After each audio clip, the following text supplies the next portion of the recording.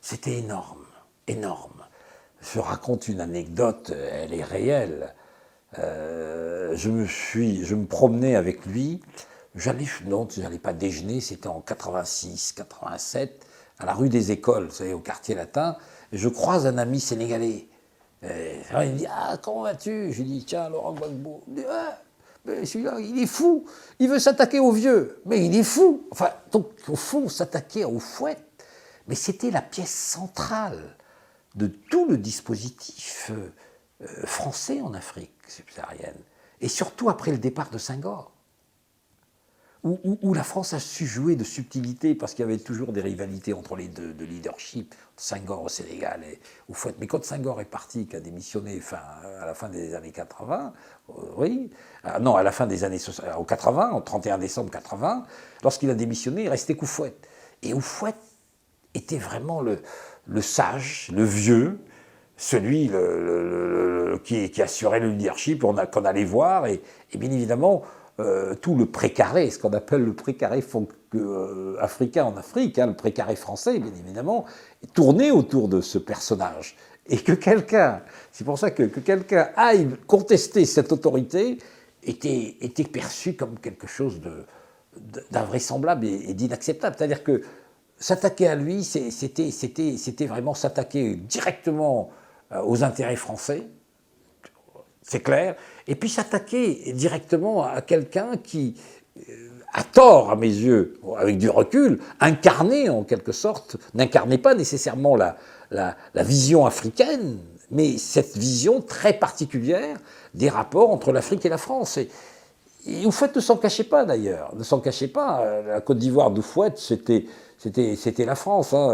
Tous les postes de décision étaient occupés, toutes les fonctions de décision étaient exercées par des experts français, dans tous les domaines, politiques, militaires, économiques, financiers, etc., etc. C'est ce qui se passe aujourd'hui d'ailleurs avec Ouattara, mais on reviendra sûrement là-dessus. Et donc Houphouët était en fait le garant, essentiellement de la permanence, si vous voulez, de la présence ou de l'influence française en Afrique, c'est vrai, et dans le même temps, bien évidemment, était celui qui, d'une façon ou autre aussi, assurait que le bloc, ça jouait, anglophone, notamment incarné par le Nigeria à l'époque, n'allait pas finalement exercer son emprise sur l'Afrique de l'Ouest. Il y a toujours eu cette rivalité, et c'est pour ça que Houphouët a soutenu, avec la France derrière, a soutenu la rébellion au Libéria. Soutenu Taylor. En 1989, lorsque Taylor engage bien évidemment la guérilla, ou engage, disons, ses hommes contre le pouvoir d'O, ce moment-là, qui avait lui-même, bien sûr, renversé Tolbert par ça, et il le fait avec le soutien militaire français. Il le soutient avec la bénédiction totale d'Houphouët, de la Côte d'Ivoire, et l'objectif au départ était surtout d'infléchir l'influence, notamment anglophone, qui était celle du Nigeria. Souvenez-vous du Biafra, quand même. La France a commencé ses méfaits. La France-Afrique s'est manifestée, les porteurs de sacs de riz et tout, même l'action humanitaire française à l'époque était suspectée. On l'a soupçonné d'être noyauté par les services français. Oui, son légalisme, moi, ça m'a toujours frappé. Ça m'a frappé, et avant même qu'il accède au pouvoir, il avait des divergences avec certains dirigeants africains d'opposition, notamment socialistes. Moi, je peux tirer le nom, mais il y a eu des débats incroyables, des engueulades. Et parce que Gbagbo disait non, il faut aller aux élections. Il dit mais il n'y a pas d'élections, elles sont truquées. Il dit ça fait rien, il faut se battre pour qu'à un moment ou à un autre, les élections ne soient pas truquées. Et eux étaient pour la lutte armée, d'aller renverser les pouvoirs, susciter. Et bien évidemment, il y avait toujours un Blaise Compaoré qui devait encourager, alors que, pardonnez-moi, ce personnage agissait pour le compte d'autrui. le compte tout simplement de la France. Et Gbagbo, lui, s'en tenait toujours à ce légalisme. C'est fou d'ailleurs, ce légalisme est extraordinaire, parce que ça l'a conduit à forcer le destin, en quelque sorte, en matière de multipartisme. Le 30 avril, quand la foule envahit les rues, toutes les rues, ou la ville même d'Abidjan, pour exiger l'instauration du multipartisme. C'était pas l'instauration du multipartisme, parce que le multipartisme était prévu dans la Constitution de 60. Alors, 30 ans après, il n'y avait pas. Comme le Cameroun. Ils n'ont pas eu à instaurer, parce que le multipartisme était inscrit dans les constitutions des deux pays, mais en fait, on n'a jamais mis en œuvre cette disposition de la Constitution en adoptant des lois sur le pluralisme politique. Donc, 30 avril, il a obtenu donc que la légalisation des partis politiques. Et il l'a fait, et je dois dire que cette légalisation des partis politiques, cette manifestation du 30 avril, a ouvert une nouvelle ère, une nouvelle page de l'histoire politique de l'Afrique. Ça a été le stimulant. Vous savez, on a parlé de la Baule. La Baule, c'était une vaste blague. La Baule, Mitterrand, malin, s'est dit, attendez, on va dire maintenant, désormais, il faut la démocratie. La Baule, c'était en juin. Entre-temps, il y avait eu les changements au Bénin, il y avait eu la crise au Gabon, ce que je vous disais, l'intervention militaire, l'armée française, et puis il y a eu la Côte d'Ivoire. C'est-à-dire qu'à ce moment-là, la Baule, le discours de Mitterrand, c'était un discours pour encadrer en quelque sorte les intérêts de la France, mieux encadrer la politique française, et faire en sorte que les nouveaux mouvements politiques et sociaux en Afrique ne remettent pas en cause l'influence de la France. Donc c'est là qu'il est venu pour en quelque sorte encadrer la revendication démocratique. Un peu à l'image de ce qui s'est passé pour la revendication d'indépendance, quand ils ont créé la loi cadre. C'était Mitterrand, c'était la SFIO. C'est lui qui, en 1955, avait obtenu le désapparentement d'Houphouët avec le Parti communiste. Donc si vous voulez, c'est-à-dire que ce que je veux dire, c'est qu'au fond, ce qui s'est passé en Côte d'Ivoire en 90 a eu beaucoup d'incidence sur le cours politique des choses en Afrique subsaharienne et en particulier en Afrique de l'Ouest. Parce que tout simplement, il y avait un mythe autour d'Houphouët. Comme il bénéficiait du soutien total de la France, donc il était intouchable. Or, voilà qu'il est fragilisé. Vous voyez, je veux dire, c'est pour ça que le type, il me dit, mais il est fou, ton ami, il veut quoi, prendre le pouvoir à Gbagbo? Ça m'a marqué. D'ailleurs, je lui avais raconté, on en riait régulièrement de cette apostrophe de cet ami que je croise, d'un ami sénégalais. Mais ce qu'il faut dire, c'est que ce qui s'est passé en Côte d'Ivoire a d'une certaine manière accéléré le cours des choses partout en Afrique. Et le mouvement de revendication des années 90 a été sans aucun doute stimulé par le renversement des choses politiques en Côte d'Ivoire. Sa marge de manœuvre a été minime, et d'autant plus que les bailleurs de fonds, prenez le cas de l'Union européenne, elle a, pardonnez-moi, participé à toute cette aventure de déstabilisation. Voulez-vous que vous croyez que la France, qui n'a rien donné, aurait pu autoriser que l'Union européenne donne plus? Pas du tout. Tout ça a été accordé de manière parcimonieuse. Il fallait étouffer. Il fallait le rendre dépendant et lui faire accepter tout ce qu'on veut. Et jusqu'à ce qu'on arrive à ce qu'on a vu, il a voulu se réagir, et vous avez vu de quelle manière les choses se sont terminées, la violence avec laquelle... Moi, j'ai toujours dit, je me souviens d'un journaliste qui au début, je crois, lorsque ça a commencé en 2002, je lui ai dit, c'était Hugeux, je crois, il l'avait sorti, il dit, son pote de toujours dit, plus francophile que Gbagbo, tu meurs. C'est vrai qu'il était francophile, mais à condition qu'on conçoive la francophilie comme étant l'amour de l'histoire de France, de la culture, des fondamentaux de cette comment dirais-je, de cette France, et non pas si vous assimilez francophilie à tous les aspects néfastes de la France-Afrique et tout, non. C'est vrai que c'est quelqu'un qui baignait dans la culture française, qui connaissait l'histoire. On s'amusait souvent, a fortiori Guy aussi, qui était lui-même très impliqué dans la vie politique, moi aussi j'enseigne ça, sur les dates, les élections locales en France. Il connaissait toutes les circonscriptions. Tout, tout, tout, tout, tout. Tout. Et c'est vrai qu'il a été beaucoup impressionné aussi par l'arrivée au pouvoir de Mitterrand. Il était là au début des années 80, donc bon, c'était la gauche. Personne n'aurait pu penser que la gauche allait diriger le pays, bon, même si par la suite les désillusions étaient grandes. Et j'ai envie de dire qu'il a résisté, et moi, je connaissais son directeur de cabinet, Jean Audibert, qui par la suite d'ailleurs va se heurter au fils Mitterrand, lorsqu'il était chargé des affaires africaines à l'Élysée, lui-même était là-bas, et c'est là qu'on l'a envoyé comme ambassadeur en Algérie. C'est que Jean-Pierre Cot n'avait pas de feeling africain, mais était agacé par le caractère unilatéral des décisions qui étaient prises par le Mitterrand, ou par l'exécutif, par l'Élysée. Même si derrière ça, peut-être aussi qu'il y avait d'autres raisons. Vous savez, Cot a été de ceux qui ont été les principaux soutiens de Rocard au congrès de Rennes. Il y a vous savez très bien que jusqu'au dernier moment, il y a eu une bataille de savoir qui sera le candidat de la gauche, Mitterrand ou Rocard. Or, Cot était le principal rocardien, il avait fait un discours terrible. Enfin, mais ça, c'est accessoire.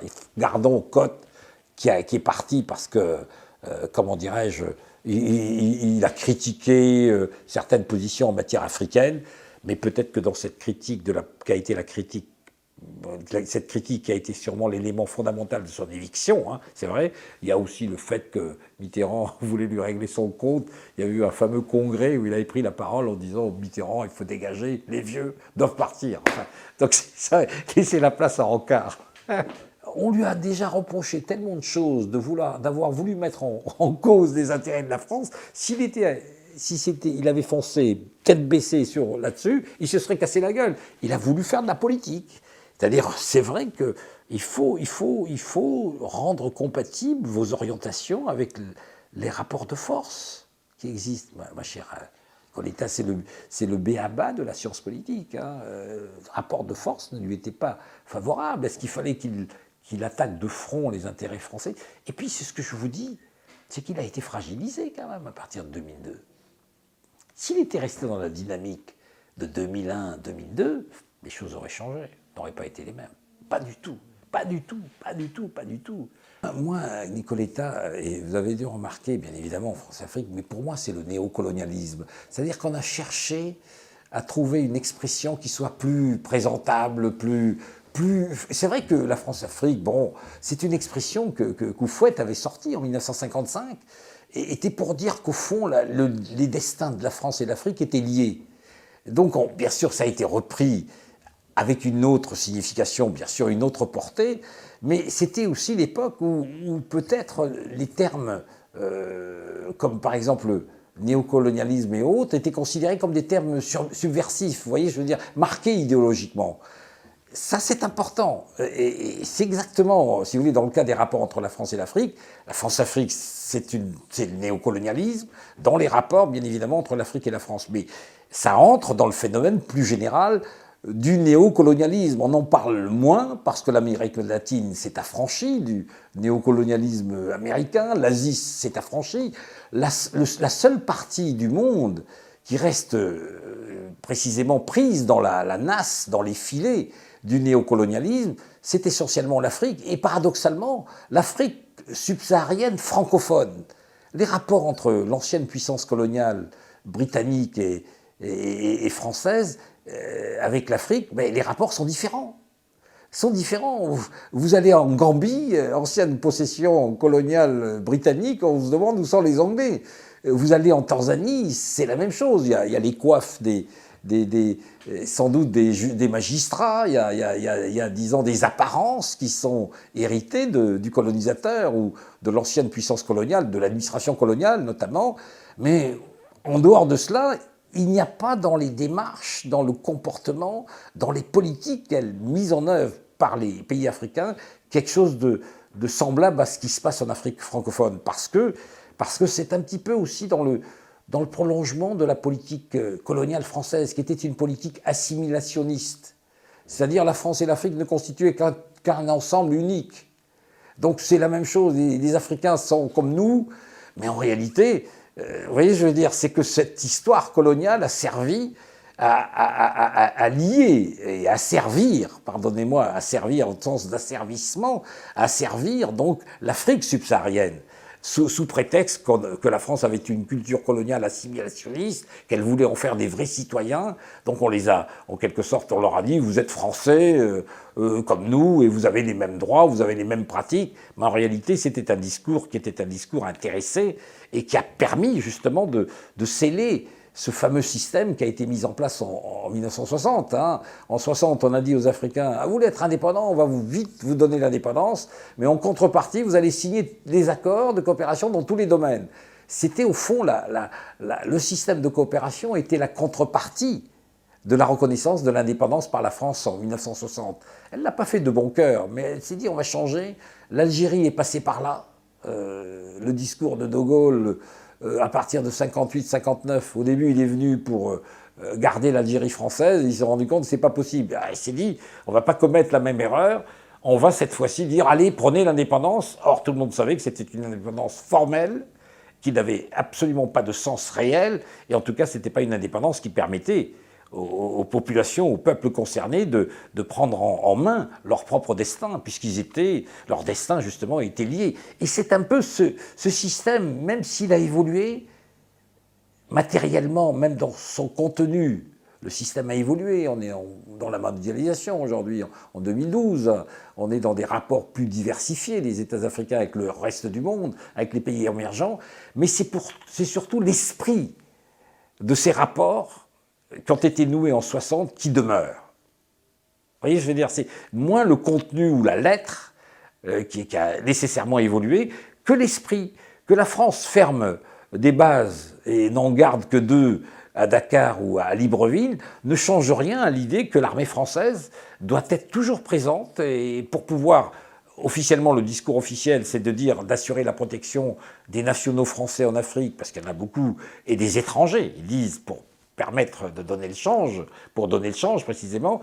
En réalité, c'est une façon aussi de dire que nous restons un petit peu là, les gardiens en quelque sorte des lieux, pardonnez-moi, sacrés de l'ex-domination française en Afrique. Et vous voyez, je veux dire, c'est qu'au fond, c'est ça, je crois, le reliquat de ce système qui a été mis en place en 1960, il y a plus de 50 ans, qui a, dans son contenu, dans la matérialisation des rapports entre l'Afrique et la France, certes, a beaucoup évolué par la force des choses. C'est le monde qui a évolué, c'est la mondialisation qui est en train de ligne de compte, c'est le fait que les États africains maintenant sont plus libres de nouer des rapports avec des pays qui apportent plus de moyens que l'ancienne puissance coloniale. Mais l'esprit de ce système de coopération de 1960 reste aujourd'hui la marque de fabrique des relations entre l'Afrique et la France, c'est ce qui explique qu'on parle aujourd'hui de France-Afrique. Je crois que ça, il faut vraiment l'avoir à l'esprit. Et il faut voir, par exemple, quand il y a des réunions qui se déroulent entre l'Afrique et la France, mais il y en a nulle part ailleurs. Il y a nulle part ailleurs les mêmes. Il y a des rapports entre l'Espagne et l'Amérique latine. Il y a des rapports entre l'Europe et l'Asie. Il y a des rapports entre l'Afrique et l'Asie. Il y a des rapports entre, je crois, l'Europe et l'Amérique latine. Mais jamais comme les rapports entre l'Afrique et la France. Vous avez vu les sommets, on a l'impression qu'ils viennent ici pour faire de la décoration, et c'est un style très particulier. C'est un style particulier. Souvenez-vous du dernier sommet de Nice avec Sarkozy. Il les reçoit en grande pompe, il réserve. C'est vrai que les États africains sont plus nombreux et plus variés, mais il y a toujours le club francophone qui demeure. On tient des réunions particulières avec le club francophone. Et ce club francophone lui-même tient à avoir toujours des rapports spécifiques avec l'ancienne puissance coloniale. Mais quand je dis le club francophone, c'est là la grande distinction. C'est que la France-Afrique, c'est quelque chose, c'est un système qui existe au niveau des élites et au niveau du personnel politique de haut niveau, c'est-à-dire les chefs d'État africains. C'est un peu la survie des chefs d'État africains, de beaucoup de ces chefs d'État africains, survie politique, qui est bien évidemment indissociable de ce système franco-africain, de cette fameuse France-Afrique, que j'appelle en tout cas toujours, moi personnellement, de cette politique néocoloniale, qui fondamentalement n'a pas changé dans son esprit, dans ses principes, même si, encore une fois, dans sa sa traduction en actes a nécessairement évolué, bien évidemment en s'adaptant aux réalités internationales nouvelles, et notamment au fait que les États africains eux-mêmes ont diversifié et ont ouvert inévitablement leurs frontières, tout simplement parce que la France n'avait plus les moyens, justement, d'assurer, entre guillemets, les politiques de développement des pays africains. Mais pour autant, pour peu que l'ouverture ou cette face de la mondialisation que traduit par exemple des accords avec la Chine, avec le Japon, avec l'Inde ou avec le Brésil, viennent en quelque sorte contredire les intérêts français, hop, on oublie la mondialisation, on leur dit attendez, nous sommes là. Et on l'a vu. On l'a vu notamment dans les ports, notamment lorsque les intérêts de Bolloré étaient parfois menacés par les contrats que certains États étaient tentés de signer avec notamment des pays comme Dubaï. Dubaï a gagné le port de Dakar, ça a été une volée de bois vert du côté officiel français. À l'époque, bon, depuis son revenu, vous êtes sûr, par exemple, moi je suis convaincu qu'à un moment ou à un autre, Bolloré reviendra à Dakar. Bolloré contrôle tous les ports. Or, tous les ports de la côte ouest africaine sont contrôlés de Dakar. C'est moins Dakar, mais dès que vous entrez, c'est Conakry, c'est Abidjan, c'est Cotonou, c'est bien évidemment, si vous allez plus loin, c'est Libreville. Donc on est véritablement, si vous voulez, dans une espèce de... l'expression est un peu forte, dans une espèce de cinéma politique. C'est-à-dire qu'au fond, les États sont indépendants et souverains, et c'est ça le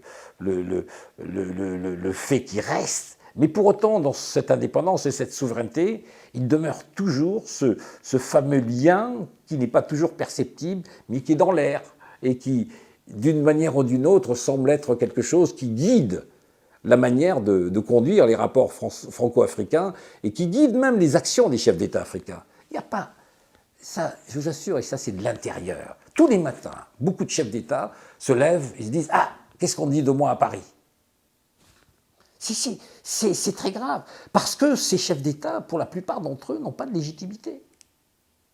N'ont pas de légitimité. Leur légitimité, elle est comment dirais-je, elle est usurpée, puisqu'elle est souvent le fruit d'élections tronquées, truquées, frauduleuses, sur lesquelles, bien évidemment, la communauté internationale ferme les yeux. Vous savez, cette expression, moi je me souviens d'un prof, je n'ai jamais rencontré la communauté internationale, je ne sais pas ce que c'est, mais c'est un caméléon qui change de couleur selon les intérêts du moment, selon les intérêts qu'incarne, par exemple, la politique d'un des grands pays qui se forme ce qu'on appelle la communauté internationale, qui est souvent réduite à l'Occident, aux pays occidentaux, il faut dire les choses comme elles sont. Donc, et donc cette légitimité n'étant pas fondée, politique, notamment fondée sur la base du suffrage universel, eh bien on espère toujours que bon, le grand frère français sera là, donc il faut plaire. Il faut plaire, alors on donne tout. Et lorsque, par exemple, il y a un chef d'État qui essaye de s'affranchir de cette tutelle, ben, on lui pose des problèmes et subitement, regardez ATT, on peut penser ce qu'on veut.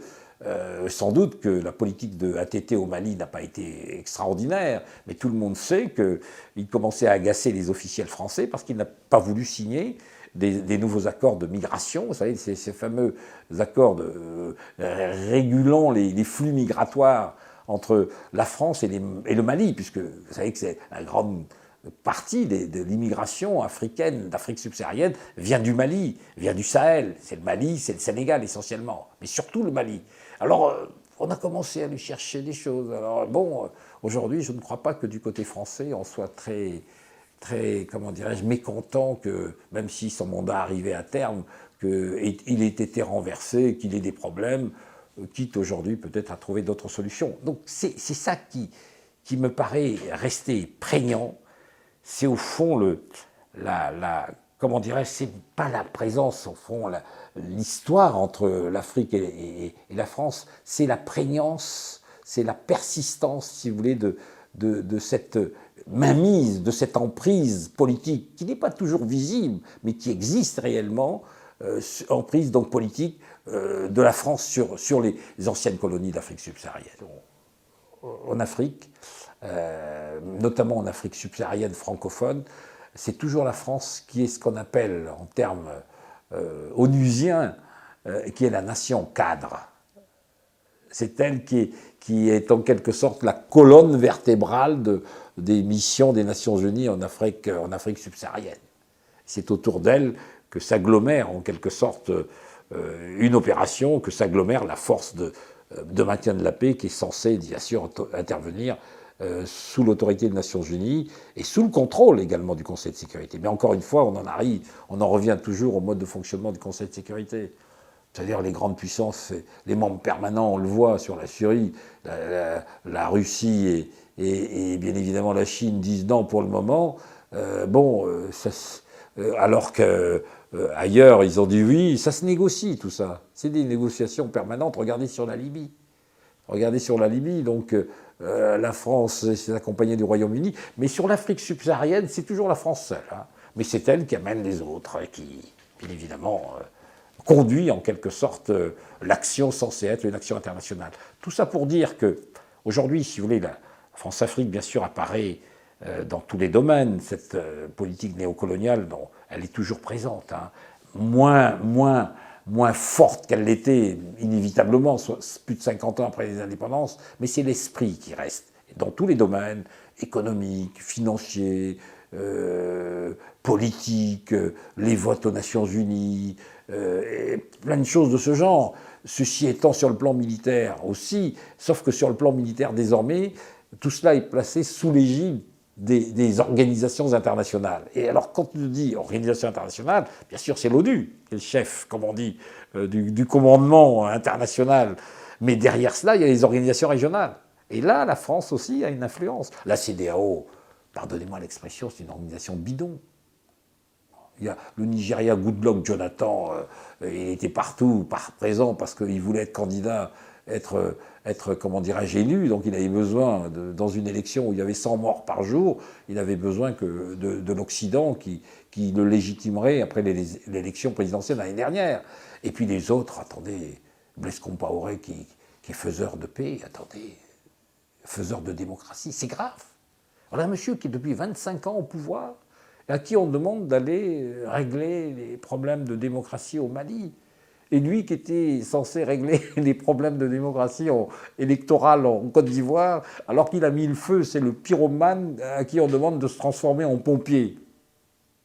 C'est terrible, c'est terrible. Et malheureusement, c'est une donnée réelle, et c'est pour ça que vous avez aujourd'hui très clairement à l'Union africaine, à partir de ces dernières affaires, de ces dernières interventions militaires sous couvert des Nations Unies, qui n'obéissaient en réalité qu'à des intérêts de tel ou tel État, c'est clair. C'est pour ça que vous avez une cassure à l'intérieur de l'Afrique, des pays membres de l'Union africaine.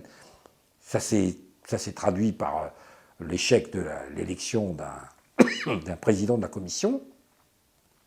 On a reporté ça de 6 mois, mais c'est l'illustration la plus parfaite de cette division entre pays, notamment francophones, hein, qui, eux, gardent toujours le regard vissé, tourné vers le grand frère, ou je ne sais pas, le grand-papa français, et bien sûr, à travers la France, l'Occident, les intérêts de l'Occident, puis les autres qui se sont beaucoup plus autonomisés, c'est évident.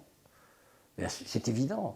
Et quand vous avez un président de la Commission de l'Union africaine, qui est l'ancien ministre des Affaires étrangères du Gabon, vous avez beaucoup plus prise sur lui que si c'est un Sud-Africain ou un Tanzanien. C'est les choses comme elles sont. C'est là, vous voyez, c'est là où on voit c'est la tête. J'ai envie de dire, le corps peut changer, mais la tête reste toujours, le cerveau reste toujours contrôlé. Hein. Le corps s'agite, les Africains ont de la souveraineté, elle est là, on entretient les relations avec 150 pays, on est membre des Nations Unies, on a diversifié, on signe des contrats avec les Chinois, mais le cerveau, il reste un cerveau tourné vers l'ancienne puissance coloniale, ou tout au moins l'ancienne puissance coloniale contrôle le cerveau, contrôle le cerveau de cette Afrique qui reste largement pilotée par les intérêts français de toutes sortes. pour la France, au fond, sa place ou son rôle, je le disais tout à l'heure, ou son rang sur le plan international, tient beaucoup au vote aux Nations Unies. Hein. Vous avez 15, 18, plus si vous ajoutez quelques francophones, un peu un cercle plus élargi, c'est un bloc intéressant.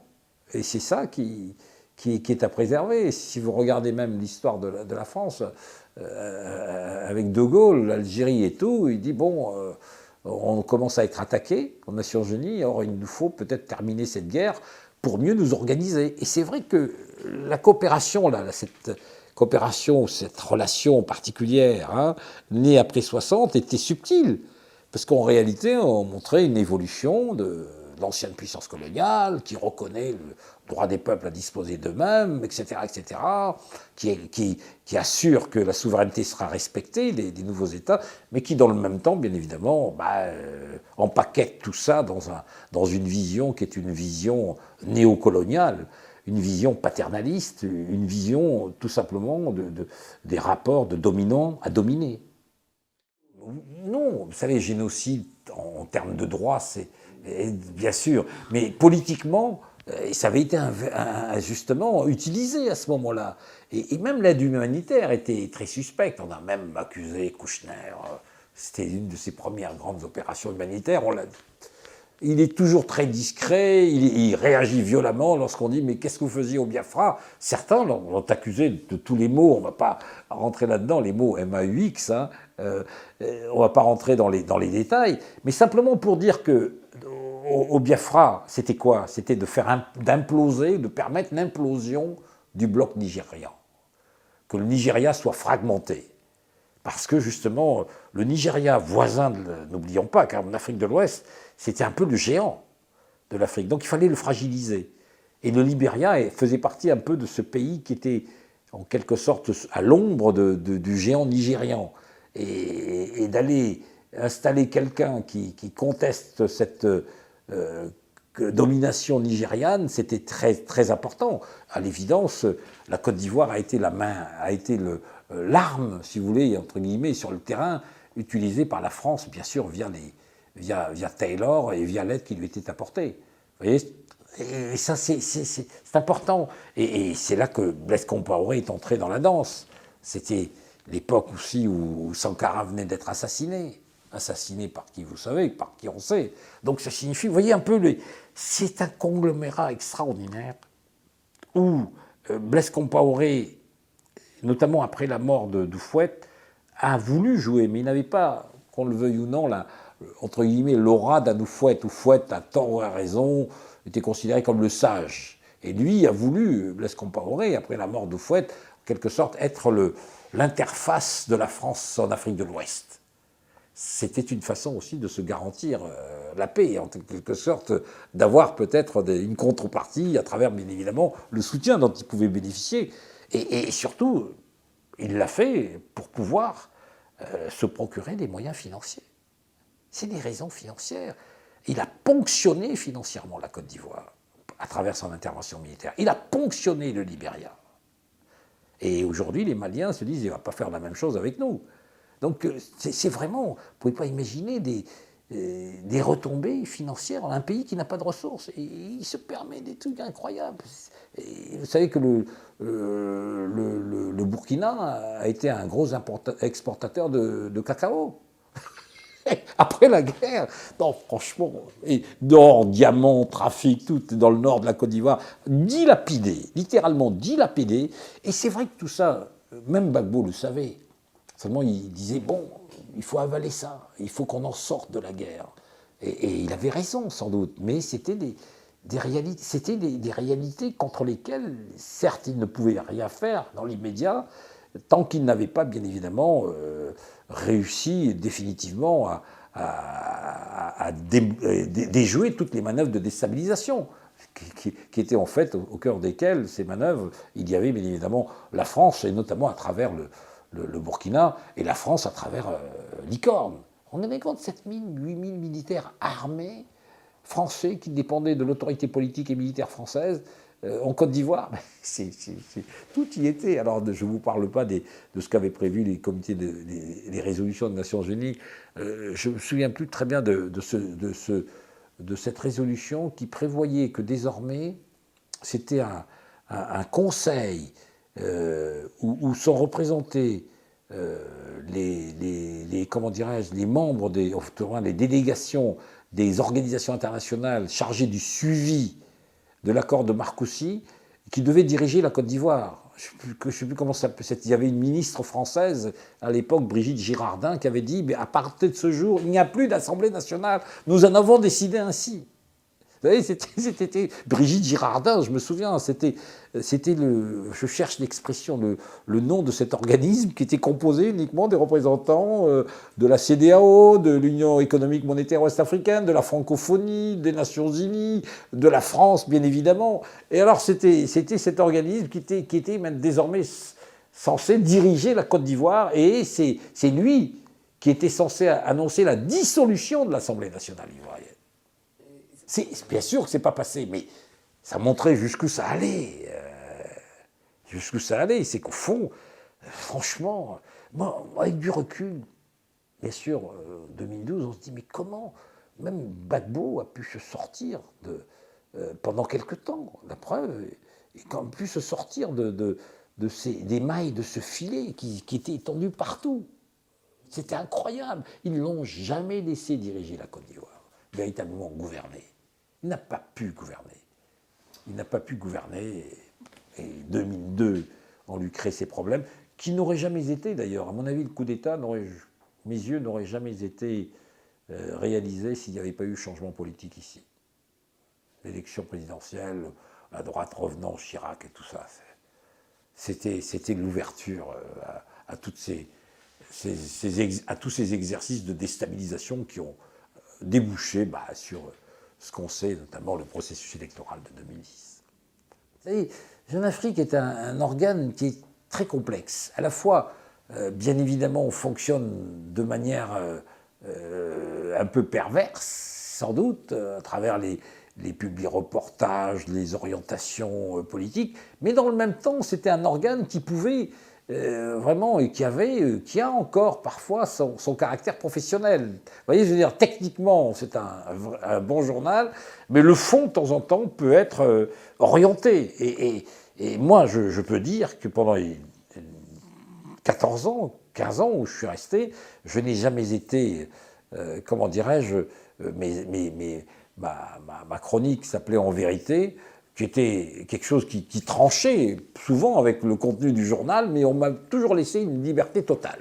Une liberté totale, une ou deux fois. Il y a eu une ou deux fois où on m'a averti qu'un de mes papiers allait sauter. Je crois que c'était sur les journalistes camerounais qui avaient été une Pius Ndiaye, fait un papier.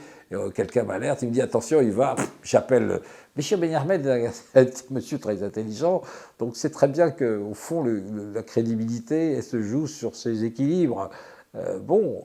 Jusqu'au jour où, là où vous êtes assise, en 2002, j'allais uniquement au comité de rédaction, parce que j'étais pas salarié, hein, j'étais pigiste simplement, j'étais payé pour mes chroniques, devant aller au comité de rédaction, je suis resté, et puis je me suis dit non, j'arrête, je n'y vais plus.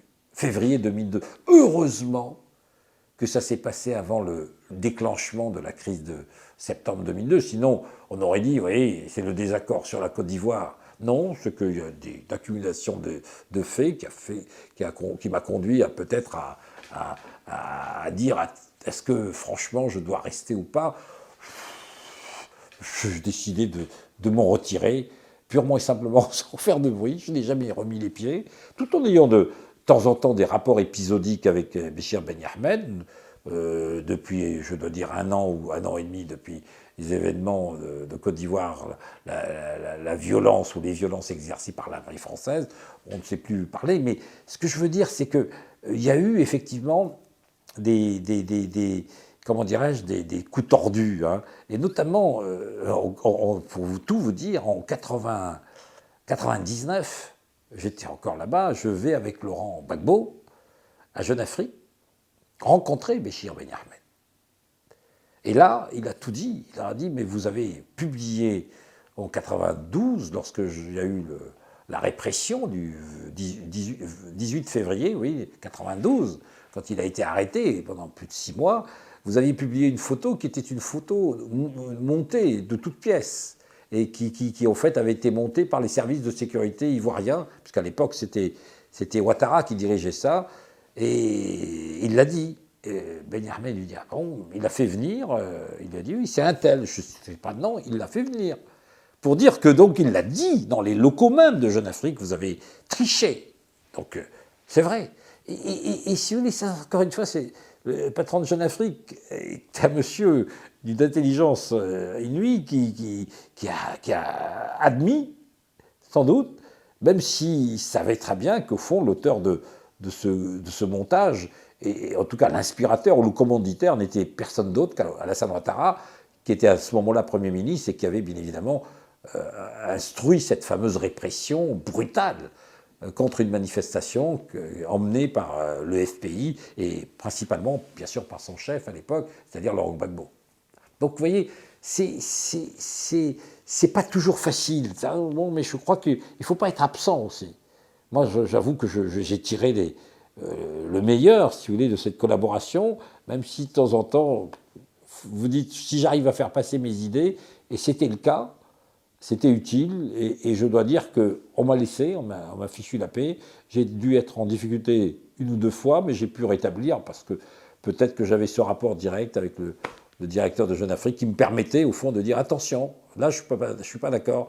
À 2 reprises, je crois que c'était sur les journalistes camerounais et une autre fois sur la Mauritanie. Et donc, c'était même pas la Côte d'Ivoire, mais là, la Côte d'Ivoire, la preuve, je suis allé, pour dire, je suis allé à l'élection présidentielle d'octobre 2000, je suis allé moi-même, seul, en tant que tel, et j'avais annoncé à j'ai dit tiens, j'y vais. Ah, il me dit ah bon, pas pour Jeune Afrique, hein.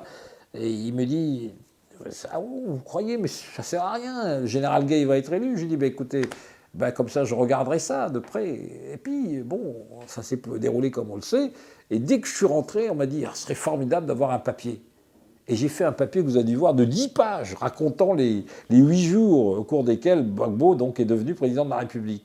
Donc c'est sorti, mais tout y était, pas un mot n'a été enlevé. C'est pour ça que c'est-à-dire qu'il faut, autant les médias, je les incrimine véritablement, autant je pense qu'il faut également retenir, pour prendre cet organe, la complexité de cet organe, qui me paraît être rien du tout par rapport comment dirais-je, aux ingérences ou aux malversations journalistiques outrancières de certains journalistes français pendant toute cette période. C'était incroyable. Regardez le Jean Hélène qui a été tué. C'est terrible en tant que tel, cette mort, cet assassinat de journaliste qui était sous pression de sa rédaction. Ça a été écrit par un militaire, le porte-parole de la force Licorne à ce moment-là, disant qu'il l'avait vu la veille, il n'en pouvait plus, il étouffait, parce qu'ici, la rédaction, poussait, il faut taper. Enfin, lui, il disait non, je ne peux pas dire ce que je ne vois pas. Et il est tombé sur, pardonnez-moi l'expression, sur un salaud qui passait par là, qui l'a tué. Qu'est-ce qui a dit à ce monsieur, à ce fou de tuer Jean Hélène? Certainement pas. Gbagbo n'avait strictement rien à gagner à ça. C'était même terrible. Moi, je me souviens d'avoir eu au téléphone. Il était accablé, quoi. Accablé, mais véritablement accablé. Et c'était la même chose pour Boaké. Moi, je revois là, ici à Plan avec Evelyne, parce que bon, Laurent est un ami, donc ici, on l'a toujours vu pendant 20 ans, donc les enfants ont grandi, comme on dit, et on était sonnés, hein, sonnés, et je l'appelle, et il me dit, j'espère que ce n'est qu'un cauchemar, et que demain, quand on se réveillera, on s'en rendra compte qu'au fond, c'était des choses qui ne s'étaient pas passées. Vous voyez, ce cauchemar, c'était un cauchemar qu'on aurait fait dans la nuit, et qu'en fait, il n'y a jamais eu ce qu'on a sous les yeux.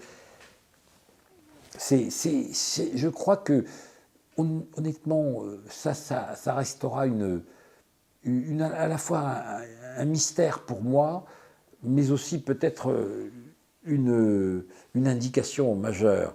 c'est de voir de quelle manière la presse française a en quelque sorte accompagné cette intrusion politique et militaire de la France, du pouvoir français en Côte d'Ivoire pendant les 10 dernières années. De 2002 à 2012, puisqu'on est en 2012, encore aujourd'hui, c'est honteux. C'est pour ça que je dis que c'est à la fois un mystère, sans aucun doute, mais aussi quelque part un petit peu un dégoût, parce qu'on aurait tellement de choses à dire là-dessus. C'est même pas la peine. Et c'était les médias officiels, c'est-à-dire les médias qui sont financés par le ministère des Affaires étrangères. Pas d'autres, c'est pas des médias privés. Et bien évidemment, comme toujours, ce sont ces médias internationaux, radio et télévision, financés par le ministère des Affaires étrangères, qui sont financés sur le budget national. Ce sont ces médias, vous le savez comme moi, qui donnent le ton. Et l'autre, la presse française, elle est suiviste. Lorsqu'il s'agit de l'Afrique, elle suit généralement la ligne officielle du pouvoir. 24, RFI, France 24, c'est du matraquage. Franchement, c'est du matraquage. C'est rien d'autre. Alors, bien sûr, il y a d'autres journalistes. Le problème de Nicoletta, le problème de la presse française en Afrique, notamment en couvrant les événements en Afrique, c'est que ces journalistes deviennent des acteurs. Ce ne sont plus des observateurs. Ce sont des acteurs. Ils ont alors parti pris. C'est connu, enfin, ce salaud, la rédactrice en chef. Il faut le dire, tout le monde le sait. Il faut une des grandes rédactrices en chef, patronne de la rédaction d'RFI, a dansé le jour où Gbagbo a été abattu, sorti, a dansé dans son bureau, sous les yeux d'un certain nombre de journalistes, ravie, heureuse qu'elle était. Je crois qu'il faut le dire, je le lâche, pardonnez-moi, mais c'est rapporté par un journaliste intérieur qui était accablé en voyant ça. Tout le monde sait qu'il y avait des anti-Gbagbo, mais primaires, un paquet. C'est nul. C'est simplement, bon, c'est comme ça, parce que c'est l'Afrique, parce qu'on est des chefs, hein, et vous entendez un journaliste, pardonnez-moi, un petit journaleux parfois, dire « j'aurai sa peau ». Sa peau politique, bien évidemment. Alors on y va. C'est ça la France-Afrique, ma chère. J'ai envie de dire, c'est plus ça que les voyous qui prennent de l'argent, qui vont... Vous les verrez toujours, ceux-là. Mais ceux qui distillent cette information et qui agissent de manière aussi unilatérale et grotesque, ceux-là, ce sont les véritables pourfondeurs, j'ai envie de dire, de la morale politique. Mais je le dis parce que souvent, on a toujours tendance à vouloir tenir sa langue. Vous voyez, je veux dire, Nicoletta, moi je crois qu'il faut le dire. Et j'en parle d'autant plus facilement que je connais. Quand j'ai été nommé éditorialiste, bon, je connaissais, il se trouve que c'était la gauche à ce moment-là, il y avait un PDG de gauche. Et je vous dis, dès qu'un PDG de droite est arrivé, on a dit, hop, dégagez-les. Et heureusement que nous étions deux, moi et Fotorino, celui qui deviendra ensuite directeur du Monde. On a su on a démissionné parce qu'on nous a averti que ça allait être remplacé dans la nouvelle grille par un magazine hippique. Alors, on a pris les devants. On a démissionné, ça les a embêtés d'ailleurs, parce qu'il y a eu un dépêche AFP en disant les deux éditorialistes, Albert Bourgi et Éric Fotorino, ont donc décidé de quitter, protester, etc. Et ils ont tout essayé. On a été d'ailleurs, moi je me souviens, bien gratifié, parce qu'on a eu une indemnité de départ alors qu'on n'était que des pigistes. Hein. Mais parce qu'ils étaient ennuyés, on les a pris la main au collet, j'ai envie de dire. Bon. C'est la vérité. On pourrait dire plein de choses. Et je vous assure, cette expression de dire que certains journalistes, et notamment ceux des médias, qui sont très écoutés, en Afrique, très écoutés, s'entichent un peu de cette espèce de vanité d'être des acteurs primordiaux, capables de détruire un homme politique, capable d'attaquer. Gbagbo a été véritablement la bête noire des journalistes de Radio France Internationale. La bête noire. Ils n'avaient de sens que ces journalistes, dans leur fonction, que d'entrer dans le, comment dirais-je, dans le négatif, description négative. Jamais vous ne verrez un point Il n'y a jamais eu de lumière hein, dans ce qu'a fait Gbagbo, que des zones d'ombre. Que des zones d'ombre. Bien sûr, c'est ce que je dis, on ne l'a jamais laissé gouverner parce qu'on n'a jamais voulu qu'il applique son programme. Il avait un programme, enfin, on a dû vous en parler, l'assurance, la maladie universelle, l'assurance maladie, la MU universelle, l'école gratuite, le développement, la décentralisation, la responsabilisation des collectivités locales, la nouvelle politique d'industrialisation de la Côte d'Ivoire, la politique des grands travaux.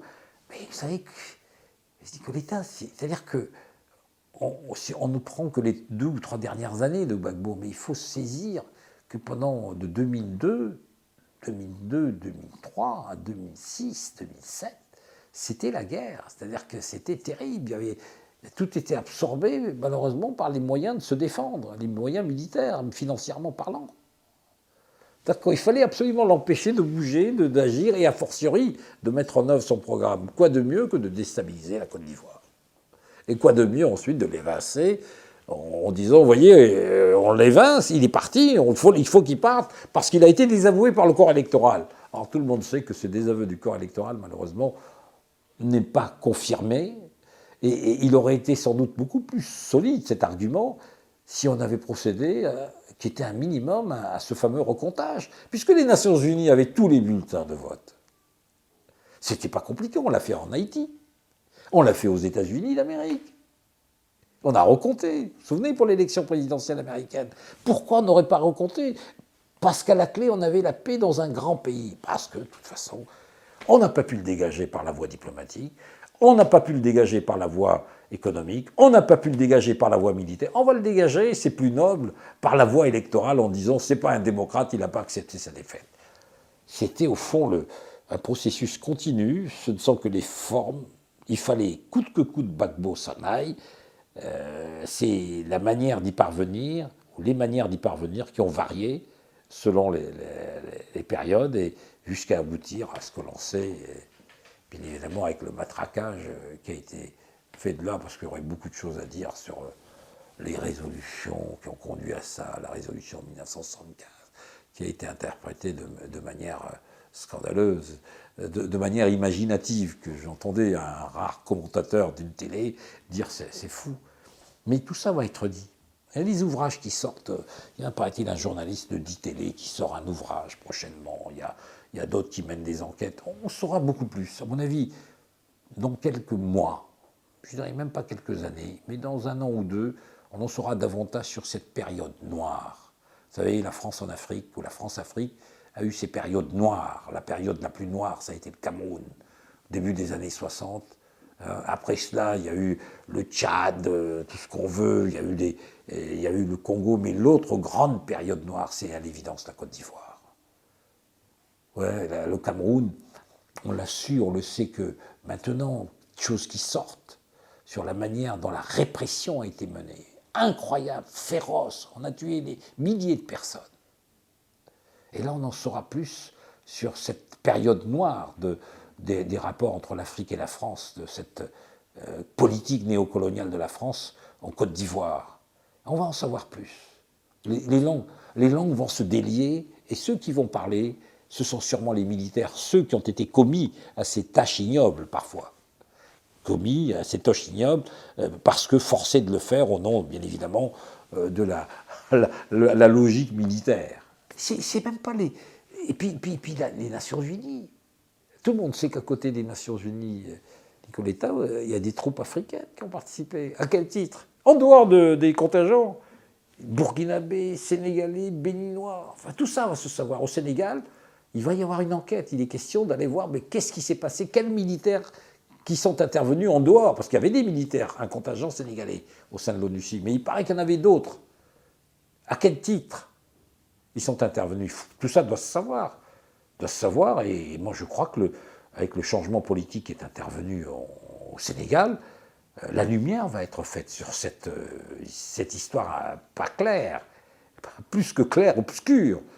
Vous me direz que Wade en a fait pire, puisque tout de suite après le premier tour, sur instruction de la France, il a fait venir Ouattara, et Bédier n'est pas venu, mais a envoyé son représentant pour discuter des conditions de cette alliance, etc. Donc, tout a été fait. Il fallait liquider Gbagbo.